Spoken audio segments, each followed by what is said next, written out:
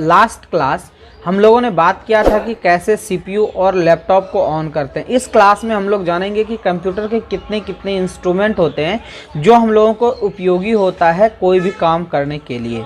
चलिए वीडियो में समय को ना गंवाए हुए आगे बढ़ते हैं।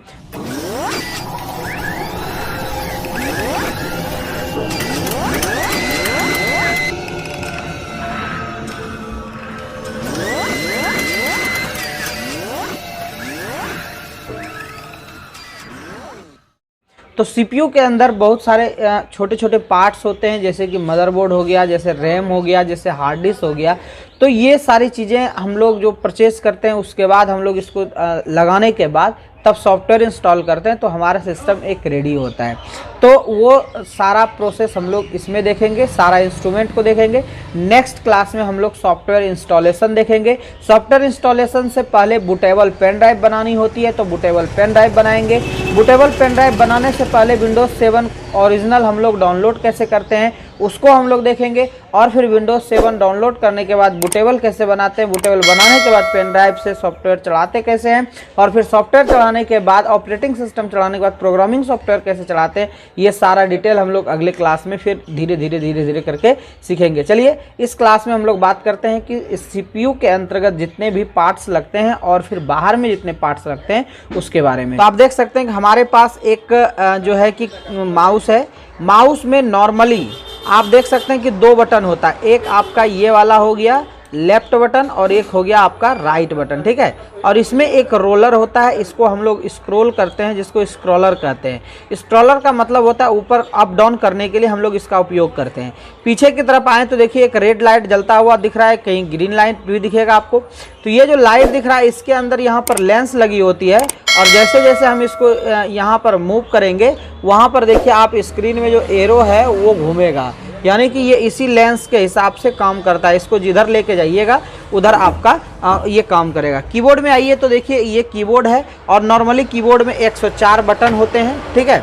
तो ये कीबोर्ड को हम लोग देख करके इसमें हम लोग बता देते हैं, इसमें सारा डिटेल कि ये कीबोर्ड के बारे में भी बताएंगे, इसके सारे बटन के बारे में भी बताएंगे।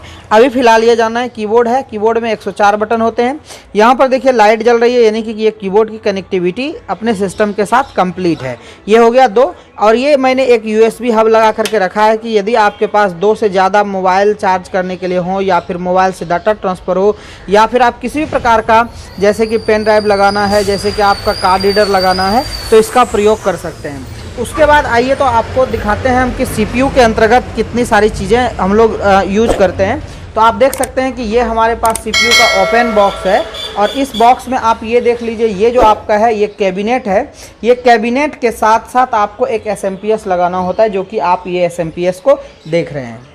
उसके बाद देखिए इस सिस्टम में 2 हार्ड डिस्क लगी हुई है, और ये देखिए एक हार्ड डिस्क लगी हुई है, एक ये हार्ड डिस्क लगी हुई है। एक को मैंने विंडोज़ 7 के सॉफ्टवेयर के लिए यूज किया है, और एक को मैंने जो है कि इसके डाटा को स्टोर करने के लिए स्टोरेज डिवाइस के रूप में मैंने यूज किया है। तो 2 देख सकते हैं। बट यहाँ पर देखिए पाटा केबल इसमें लगा हुआ है, इसी में मैं आपको साटा केबल का भी हार्ड डिस्क दिखाऊंगा, SSD हार्ड डिस्क भी दिखाऊंगा, जो है कि वो कौन सा हार्ड डिस्क होता है, जो कि आपका जो है कि दोनों में क्या अंतर होता है, कैसे कौन से फास्ट होते हैं, ये सारी चीज़ें मैं आपको आगे के क्लास में डील करूंगा। फिर आइए मदरबोर्ड, आप ये देख सकते हैं कि ये जो है ये मदरबोर्ड है। जैसे कि मैंने एक स्क्रीन पे अभी पिछले क्लास में बताया था कि ये हमारा जो बोर्ड था वो फ्रॉन्टेक का बोर्ड था, इसमें फॉक्सिन का मदरबोर्ड लगा हुआ है। और फिर यहाँ पर देखिए एक फैन लगी हुई है, जो कि प्रोसेसर को कूल करने के लिए इसका उपयोग किया जाता है। यहाँ पर SMPS लगी हुई है, और यहाँ पर देखिए आपका रैम लगी हुई है। ये देखिए ये रैम है, तो और इससे हम लोग जो है कि सिस्टम को फास्ट करने का ये एक तरीका है, यानी कि रैम चाहिए आपको, इसमें 2 GB 4 GB आप लगा सकते हैं। यदि बैक तरफ की बात करें तो इसमें भी वही चीज़ें होगी जो आपने पीछे के क्लास में पहले क्लास में जो है कि सीखा था। पहले क्लास में जिन्होंने भी अब तक नहीं सीखा है, आप आई बटन में जो लिंक है उसको आप देख करके वहाँ से देख सकते हैं कि कैसे सिस्टम को ऑन करते हैं। तो ये सारा डिवाइस हो गया। इसमें और भी छोटी छोटी पार्ट्स है, जैसे कि इस फैन के अंदर प्रोसेसर लगती है, प्रोसेसर का पेस्ट होता है, वो देने के बाद ही हमारा सीपीयू जो है कि स्क्रीन अच्छे से काम करता है। यहाँ पे आप डीवीडी भी लगा सकते हैं। पिछले क्लास में मैंने आपको डीवीडी वाला भी सीपीयू दिखाया था।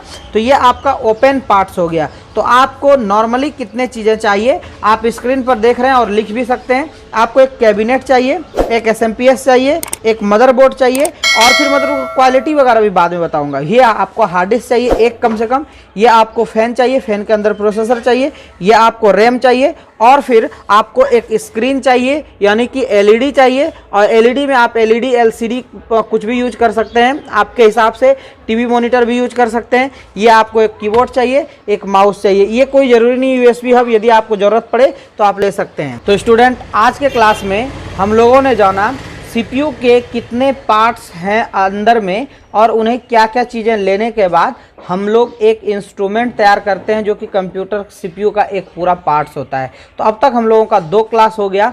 अगले क्लास में मैं इन सभी को असेंबल करने के लिए बताऊंगा, और असेंबल करने के बाद आपको मैं इसमें सॉफ्टवेयर चढ़ा के ऑन करने भी बताऊंगा। सॉफ्टवेयर हार्डवेयर ये कंप्यूटर के 2 पार्ट्स हैं। तो हार्डवेयर लगभग मैंने सीख लिया, और फिर इसे बारीकी से पढ़ेंगे भी, इसको नोट करते हुए बोर्ड पर भी पढ़ेंगे। अभी आपका ये प्रैक्टिकली क्लास था, 2 क्लास हो चुका है। अगले क्लास में सॉफ्टवेयर के बारे में बताऊंगा। मिलते हैं अगले क्लास में, तब तक के लिए